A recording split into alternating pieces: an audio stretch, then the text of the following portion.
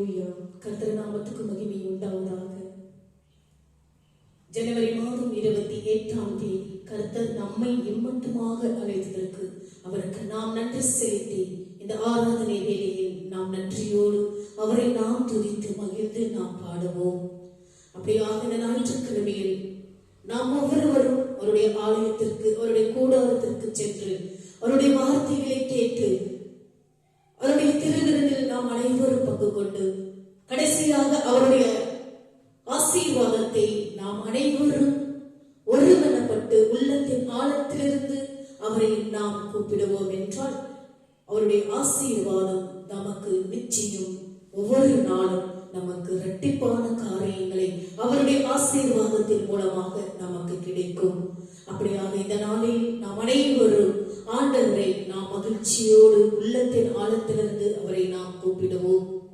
இந்த நாளில் ஒரு வார்த்தையை உங்களுக்கு நான் கொடுக்கிறேன். உபாகமம் 20ஆம் அதிகாரம் 1ஆம் வசனம். நீ உன் சத்துருக்களுக்கு எதிராக யுத்தம் செய்ய புறப்பட்டு போகையில் குதிரைகளையும் ரதங்களையும் உன்னிலும் பெரிய கட்டமாகிய ஜனங்களையும் கண்டால் அவர்களுக்கு பயப்படாயாக. உன்னை எகிப்து தேசத்திலிருந்து புறப்பட பண்ணின உன் தேவனாகிய கர்த்தர் உன்னோடே இருக்கிறார். இதற்கு அர்த்தத்தை நாம் பார்ப்போம். சில சமயங்களில் நாம் எதிர்கொள்ளும் எதிர்ப்புகள் நம்முடைய பலத்திற்கு மிஞ்சினவைகளாக இருப்பது போல நாம் உணரலாம். சில சமயங்களில் அல்ல, நிறைய ஒவ்வொரு நாட்களிலும் நாம் எதிர்கொள்ளும் எதிர்ப்புகளை எல்லாம் தாண்டி நம் பலத்திற்கு மிஞ்சினவைகளை நாம் ஒவ்வொரு நாளும் அதை நாம் அனுபவித்துக் கொண்டுதான் இருக்கின்றோம். வாழ்க்கையில் நீங்கள் எதிர்கொள்ளும் சவால்கள் உங்களுக்குள் இருக்கும் தேவனை விட பெரியவை அல்ல.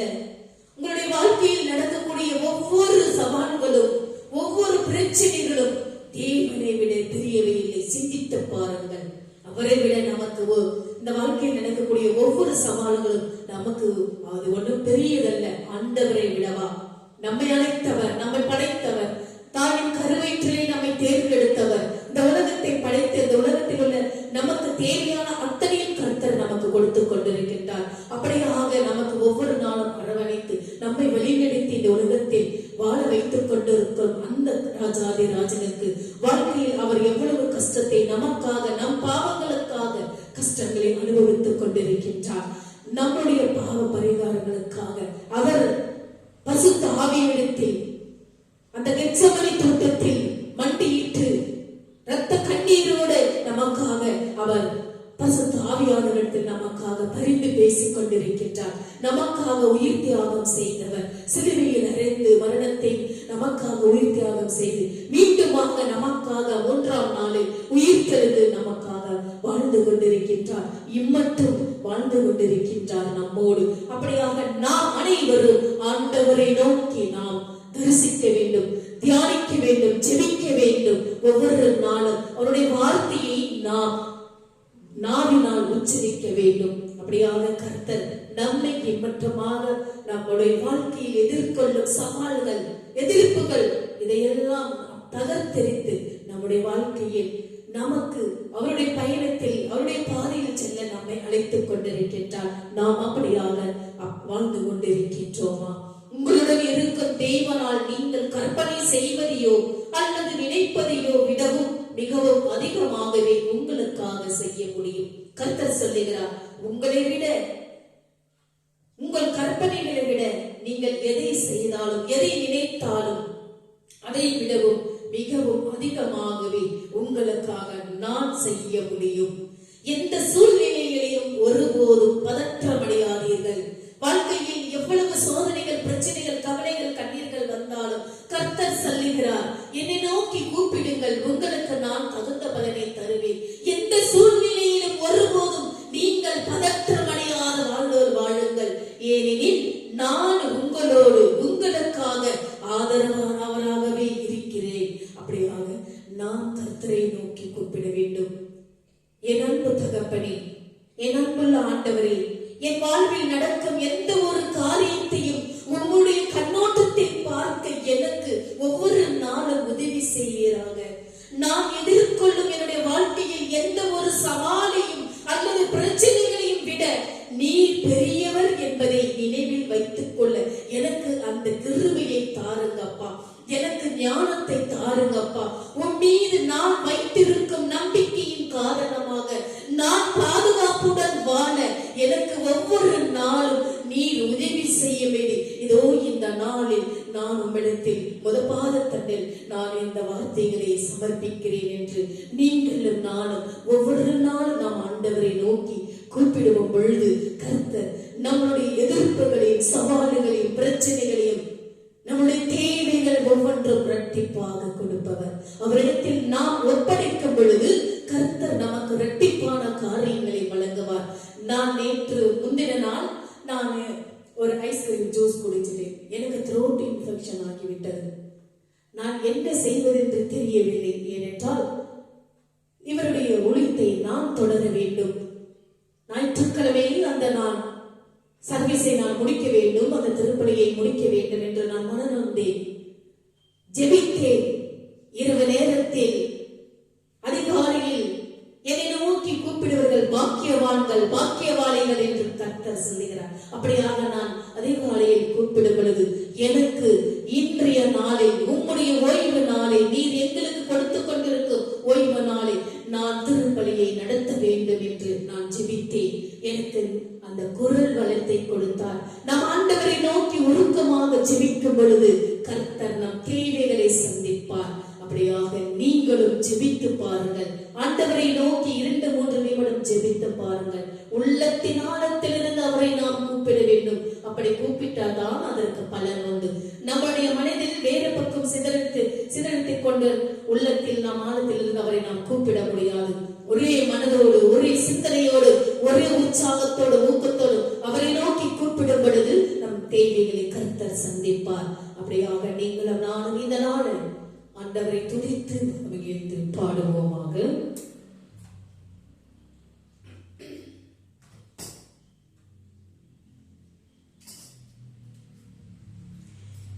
இந்த கண்மலையானவரே என்னை காக்கும் தெய்வம் நீரே.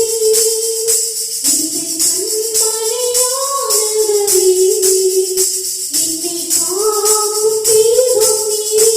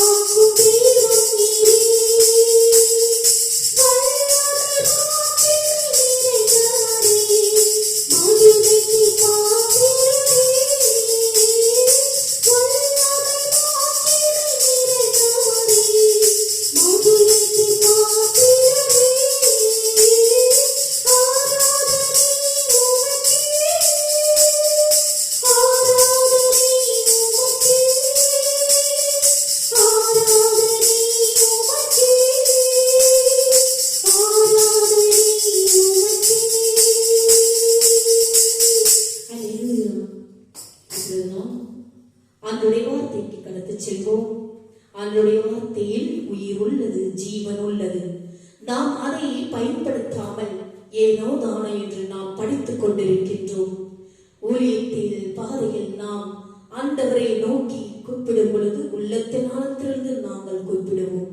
நாங்கள் கூப்பிடும் பொழுது அந்த மனதில் ஒரு தெளிவு இருக்கும், ஒரு உற்சாகம் இருக்கும், ஒரு ஊக்கம் இருக்கும்.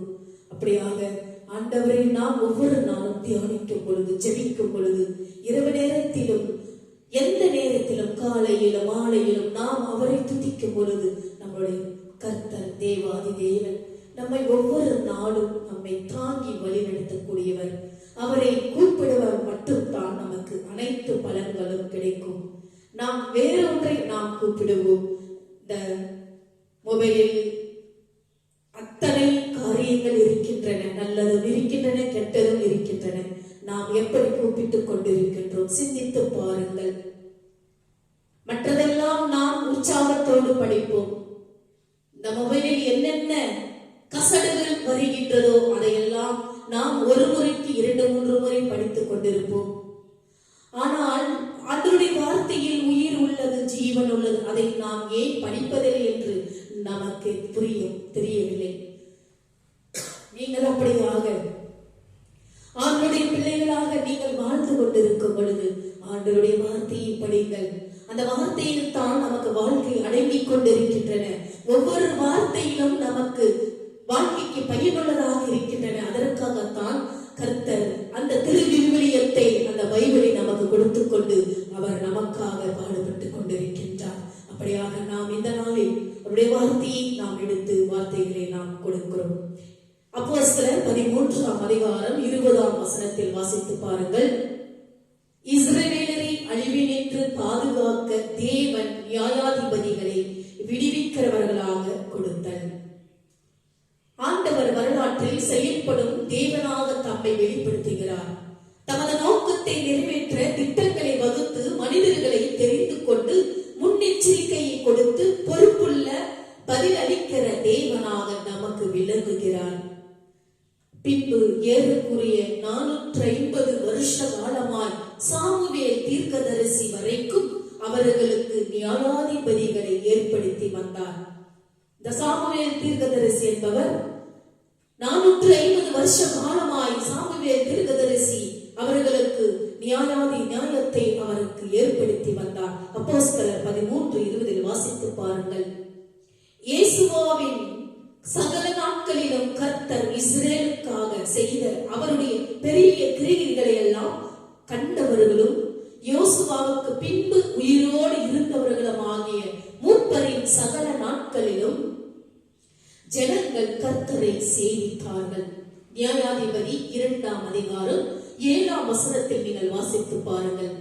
அக்காலத்தில் இருந்த அந்த சந்ததியார் எல்லாரும் தங்கள் பிதாக்களுடன் சேர்க்கப்பட்ட பின்பு கர்த்தரையும் அவர் இஸ்ரவேலுக்காக செய்த கிரியையும் அறியாத வேறொரு சந்ததி அவர்களுக்கு பின் எழும்பிற்று. நியாயாதிபதி 2ஆம் அதிகாரம் 10ஆம் வசனத்தில் நீங்கள் வாசித்து பாருங்கள்.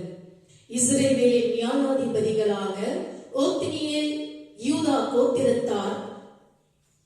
நியாயாதிபதி 1ஆம் அதிகாரம் 10-20 வாசித்து பாருங்கள். Ehud, Benjamin, Shamgar, Deborah, Gideon, Abimelech, Tola, Jair, Jephthah, Ibzan, Elon, Abdon, Samson, Eli, Samuel இவர்கள் இஸ்ரவேலரை நியாயம் விசாரித்த காலத்தில் தேவனாய கர்த்தரே ராஜாவாயிருந்து அவர்களை ஆளுகை செய்து வந்தார். இவர்கள் அனைவரையும் கர்த்தர் அவர் ஒருவரை ராஜாவாயிருந்து அவர்களை ஆளுகை செய்து வந்தார். ஆனாலும் இஸ்ரவேல் புத்திரர் தங்களை சுற்றிலும் இருந்த தங்கள் எல்லா சத்துருக்களின் கையினின்றும் தங்களை ரட்சித்த தங்கள் தேவனாகிய கர்த்தரை நினைக்காமல் போனார்கள். நியாயாதிபதி 8ஆம் அதிகாரம் 37 வாசித்து பாருங்கள். மனிதனது கீழ்ப்படியாமை துன்மார்க்க ஜீவியம் எப்போதும் நியாய தீர்ப்பை கொண்டு வருகிறது. மனிதனுடைய நல்லொழுக்கங்கள், அவருடைய கெட்ட எண்ணங்கள், அவர்களுடைய ஜீவியம் எப்போதும் நியாய தீர்ப்பை கொண்டு வருகிறது. நாம் என்ன செய்யக்கூடாது என்பதற்கு இஸ்ரவேல் ஒரு சிறந்த முன்னுதாரணம். மனிதன் தன் பார்வைக்கு நலமானதை செய்கிற போது என்ன நடக்கும் என்று மனிதனுக்கு காட்டுவதற்காக துன்மார்க்கமான வழியில் மனிதன் நடக்கும் போது, அதாவது தவறான வழியில் மனிதர்கள் நடக்கும் போது கடுமையான முறையில் தேவ நீதி நிறைவேற்றதை நிரூபித்து காட்டுகிறது. நியாயாதிபதிகளின் காலம் முழுவதும் தேவன் தம் ஜனங்களை ஒடுக்குபவர்களிடமிருந்து அவர்களை காப்பாற்றினார். ஆபிரகாமுக்கு அவருடைய சந்ததியினரை பாதுகாக்கவும் ஆசீர்வாதமாகவும் தேவன் அளித்த வாக்குறுதியை தேவன் நினைவு கூர்ந்தார். பொறுப்புள்ளவராக, பதில் கொடுப்பவராக, கிருபை தருகிறவராக அவர்களுக்கு விளங்கினார் கர்த்தர். இது தேவனுடைய உண்மை தன்மைக்கு ஒரு சான்றாகும். நாம் உண்மை இல்லாதவர்களாக இருந்தாலும் சரி, அவர் உண்மை உள்ளவராய் இருக்கிறார். நம்முடைய வாழ்க்கையில் நாம் எப்படி கடவுளுக்கு பயந்து நடந்து கொண்டிருக்கின்றோமா? மனிதர்களுக்கு பயந்து கொண்டிருக்கின்றோமா? நாம் அதிகமாக மனிதர்கள் தான் பயந்து கொண்டிருக்கின்றோம். கடவுளுக்கு பயந்து கொண்டு வாழ்வதில்லை. ஏனென்றால் அவர் நம்மோடு இல்லை என்று நாம் சிந்தித்து நாம் அவரை விட்டு விடுகிறோம். ஆனால் இது தவறு. ஆண்டவர் நம்மை படைத்தார், இந்த உலகத்தை படைத்தார், நம் தேவைகளை அனைத்தும் படைத்தார். அதனால் நாம் அவரை கண்களால் காண முடியாது. ஆனால் நம்மை ஒவ்வொரு நாளும் ஒவ்வொரு நொடியிலும் நம்மோடு வாழ்ந்து கொண்டிருக்கின்றார். அதனால் இந்த உலகில் வாழ மட்டும் நாம் ஆண்டவருக்கு பயந்து வாழ வேண்டும். புரிந்து கொள்ளுங்கள், பயந்து வாழ வேண்டும். அவர் உண்மையுள்ள தேவன், ஜீவனுள்ள தேவன், உயிருள்ள தேவன். நாம் அப்படியாக ஒவ்வொரு நாளும் இனியும் வாழ்க்கையில் நாம் தவறான பாதையில் செல்லாமல் அவருக்கு நாம் பயந்து வாழ்வோம் என்றால் கர்த்தர் ஒவ்வொரு நாள் நம்மை தாங்கி வழிநடத்துவார். 2 தீமோத்தேயு 2ஆம் அதிகாரம் 13 வாசித்து பாருங்கள்.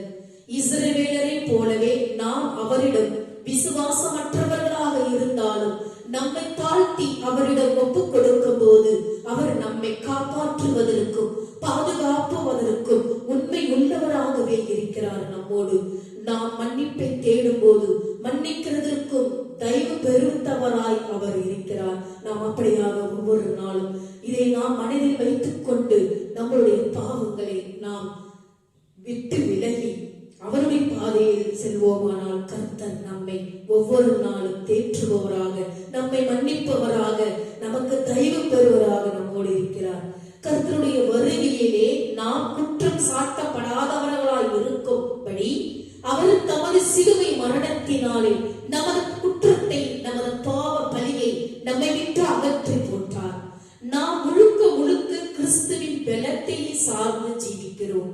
அதை அவர் தமது பரிசுத்த ஆவியானவர் மூலமாக நமக்கு தருகிறார். ஒவ்வொரு நாளும் நமக்காக அந்த கெத்செமனி தோட்டத்தில் அவர் இரத்த கண்ணீரோடு அவர் ஆவியானவரிடத்தில் நமக்காக பரிந்து பேசுகிறார்.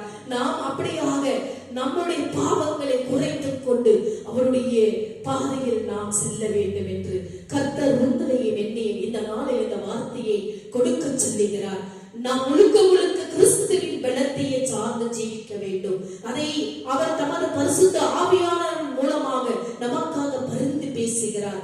நாம் நமது சுய பலத்தினால் தேவனுக்கு பிரியமா ஜீவிக்க முடியாது.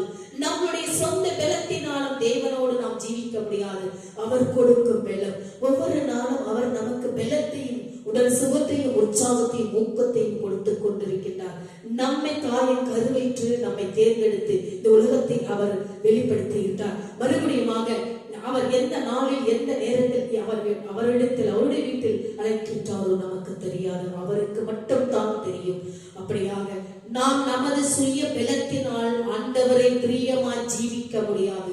கிறிஸ்து ஒருவரே முடிவு பரியந்தம் நம்மை ஸ்திரீப்படுத்துவார். 1 கொரிந்தியர் 1:7-10 வாசித்து பாருங்கள். தெசலோனிக்கேயர் 5:23-24 வாசித்து பாருங்கள். ஒவ்வொரு வார்த்தையிலும் ஆண்டவருடைய ஒவ்வொரு வார்த்தையிலும் ஜீவன் உள்ளது, உயிர் உள்ளது. ஒவ்வொரு நாளும் ஆண்டவருடைய வார்த்தையை படியுங்கள். உங்களுக்கு 2-3 நிமிடத்திலாவது ஆண்டவரை நோக்கி படித்து உங்கள் வாழ்க்கையை பாதையை பயன்படுத்துங்கள்.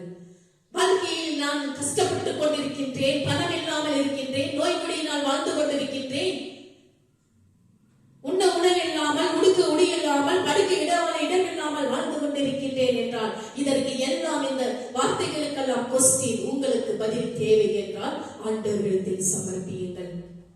இந்த கேள்விகள் எல்லாம் உங்களோடு இருக்கும் பொழுது ஏன் அந்த கேள்விகளை எல்லாம் ஆண்டவரிடத்தில் நீங்கள் சமர்ப்பிக்கவில்லை?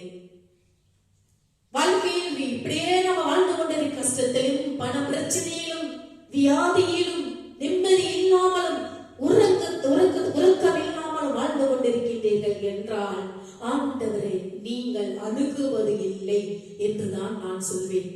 ஆண்டவரை தேடுங்கள், ஆண்டவரை தேடுங்கள்.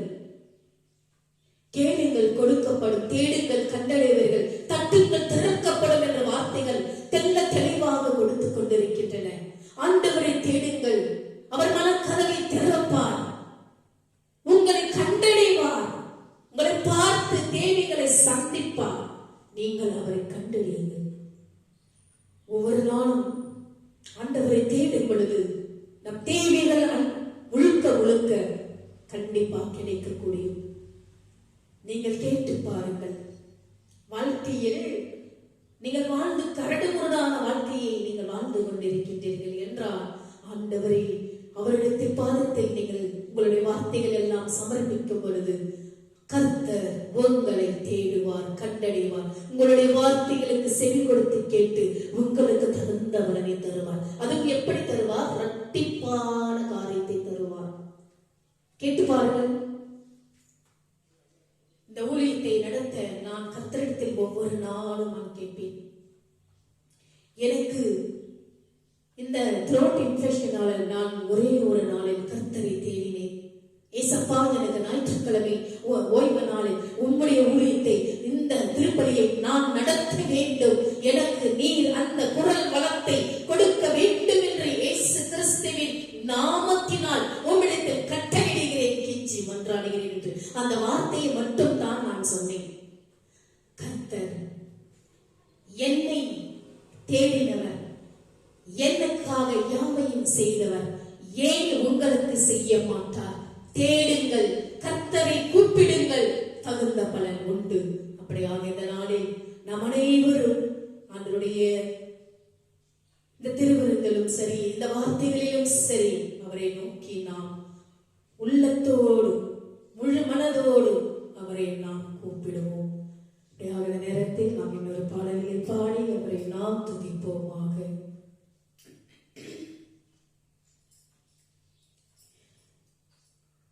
எண்ணி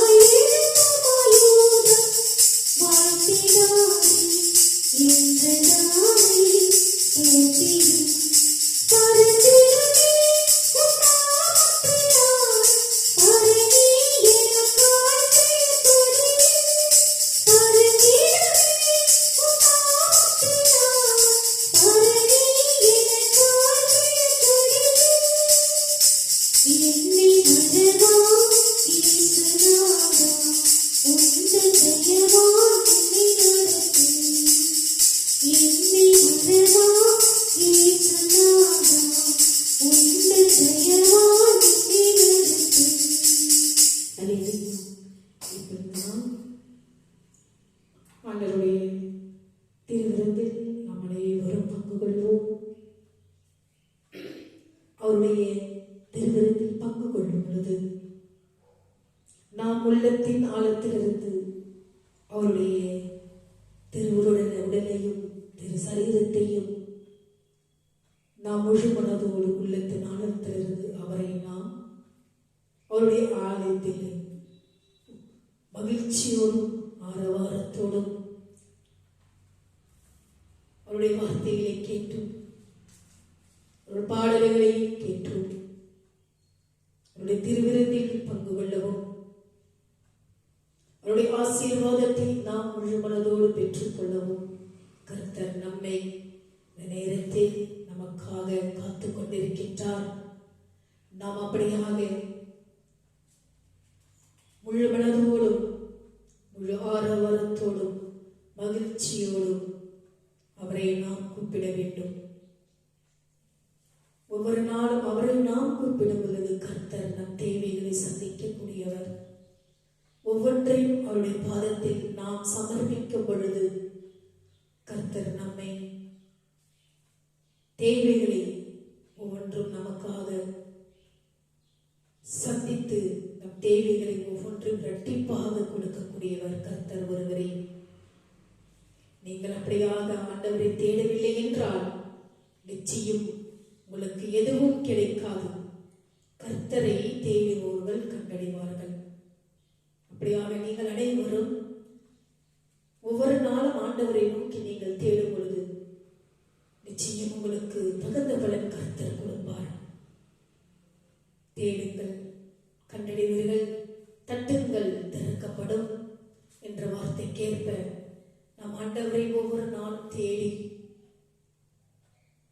அவரை நோக்கி கூப்பிடும் பொழுது கர்த்தர் நமக்காக யாவையும் செய்து தருபவர்.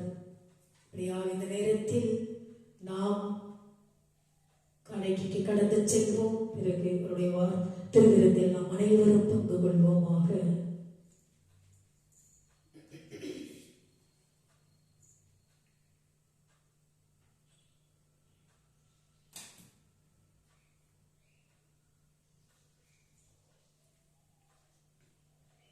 இறைவா, இந்த காணிக்கையை ஆசீர்வதித்து புனிதப்படுத்தி ஆவியிலும் உண்மையிலும் உமக்கு உகந்ததாக செய்திருடும். இவ்வாறு உம்முடைய அன்பு திருமகனும் எங்கள் ஆண்டவருமான இயேசு கிறிஸ்துவின் திருவுடலாகவும் இரத்தமாகவும் இக்காணிக்கை மாறுவதாக. அவர் தாம் பாடுபடுவதற்கு முந்தின நாள் வணக்கத்துக்குரிய தம் திருக்கைகளில் அப்பத்தை எடுத்து வானோக்கி கண்களை உயர்த்தி எல்லாம் வல்ல இறைவனும் தம் தந்தையும் ஆகிய உமக்கு நன்றி செலுத்தி வாழ்த்துரைத்து அப்பத்தை பிட்டு தம் சீடர்களுக்கு அளித்து அவர் கூறியதாவது: அனைவரும் இதை வாங்கி உண்ணுங்கள், ஏனெனில் இது உங்களுக்காக கையளிக்கப்படும் என் உடல். அவ்வனமே உணவருந்திய பின் மகிமை மிகுந்த இக்கிண்ணத்தை வணக்கத்துக்குரிய தம் திருக்கைகளில் எடுத்து மீண்டும் உமக்கு நன்றி செலுத்தி வாழ்த்துரைத்து தம் சீடர்களுக்கு அளித்து அவர் கூறியதாவது: அனைவரும் இதை வாங்கி பருகுங்கள், ஏனெனில் இது என் இரத்தம். இது பாவ மன்னிப்புக்கென்று உங்களுக்காகவும் எல்லாருக்காகவும் சிந்தப்படும். இதை என் நினைவாக செய்யுங்கள் என்றார். நாம் அனைவரும் அவருடைய திருவுடலையும் இரத்தத்தையும் உண்ணும் பொழுது நாம் அனைவரும் ஒருமனப்பட்டு நாம் உண்ணுவோம். நம்முடைய பாவங்களை நாம் விட்டு விலகி அவருடைய பாதையில் ஒவ்வொரு நாளும் நாம் போகும் பொழுது கர்த்தர் நம்மை ஒவ்வொரு நாளும் நம்மை ஆசீர்வதித்து ஒவ்வொரு நாளும் அவருடைய இரத்த கோட்டையை மூடி மறைத்துக் கொண்டு அவருடைய கிருபையால் நம்மை ஒவ்வொரு நாளும் தாங்கி நம்மை வழிநடத்தக்கூடியவர். அப்படியாக நாம் அனைவரும் ஒருமனப்பட்டு அவருடைய திருவுடலிலும் திரு இரத்தத்திலும் நாம் பங்கு கொள்வோமாக.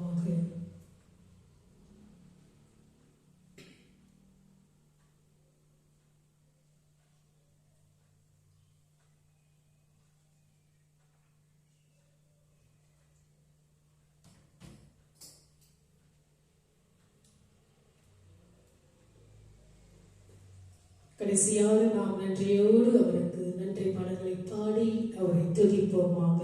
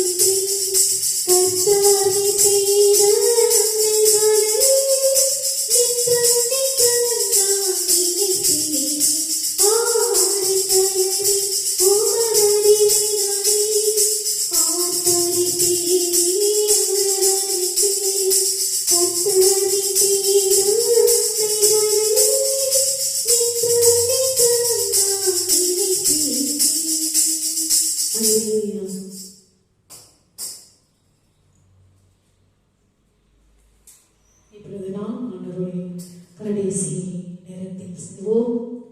அவருடைய ஆசீர்வாதத்தை நாம் கடைசி நேரத்தில் முழுமையாக பெற்றுக்கொள்வோம். இந்த யூடியூப் சேனலில் பார்த்து கொண்டிருக்கும் ஒவ்வொரு சகோதர சகோதரிகளையும் ஒவ்வொரு குடும்பங்களையும் கர்த்தர் உங்களை ஆசீர்வாதமாக ஒவ்வொரு நாளும் உங்களுக்கு வழங்குவார். அவருடைய கிருபையினால் உங்களை ஒவ்வொரு நாளும் தாங்கி வழிநடத்துவார். அப்படியாக நீங்கள் ஞாயிற்றுக்கிழமையில் இந்த யூடியூப் சேனலில் பார்த்து கொண்டிருக்கும் ஒவ்வொரு பிள்ளைகளும் ஆண்டவருடைய பிள்ளைகளாக குடும்பமாக நீங்கள் வாழ வேண்டும் என்றால் நீங்கள் அனைவரும் ஆண்டவருடைய வார்த்தையில் நீங்கள் படியுங்கள், படித்து பயன்பெறுங்கள். அப்படியாக இந்த நேரத்தில் உடைய ஆசீர்வாதத்தை நீங்கள் முழுமனதோடு பெற்றுக்கொள்ளுங்கள். என் ஆத்துமாவே கர்த்தரை ஸ்தோத்திரி, என் முழு உள்ளமே அவருடைய பரிசுத்த நாமத்தை ஸ்தோத்திரி. என் ஆத்துமாவே கர்த்தரை ஸ்தோத்திரி, கர்த்தர் செய்த சகல உபகாரங்களையும் மறவாதே. நம் அனைவரும் தலை வணங்கி அவருடைய ஆசீர்வாதத்தை பெற்றுக் கொள்வோமாக.